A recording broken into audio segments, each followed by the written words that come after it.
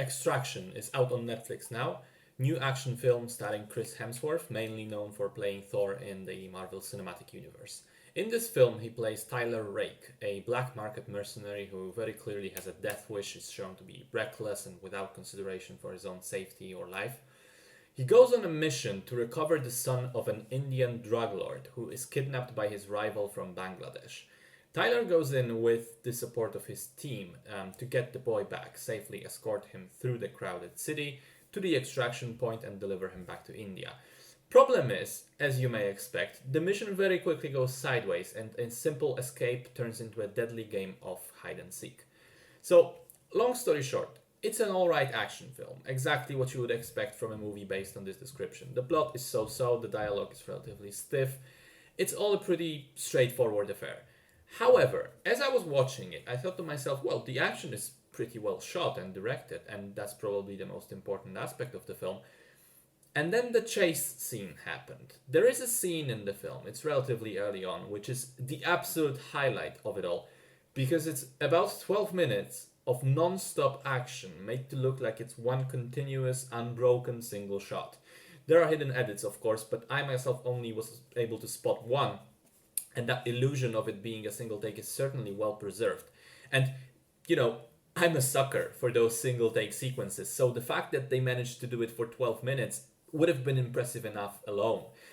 But the sequence is actually unbelievably insane. In it, you have a car chase, a foot chase, a knife fight, a gunfight, jumping from rooftops, car crashes, gunfights again, explosions.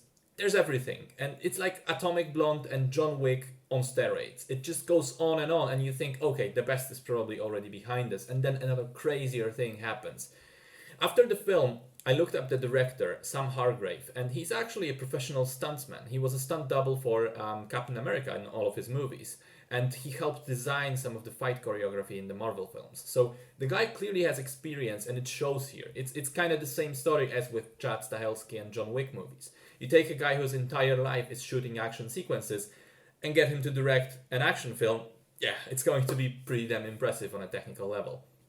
What also impressed me is that usually in those action scenes, in those long action scenes, you do use a stunt double for your star as much as you can, especially in the dangerous stuff. But here, despite being on the lookout for switches and deception, I believe for vast majority, if not all of that scene, it actually was Chris Hemsworth doing the work.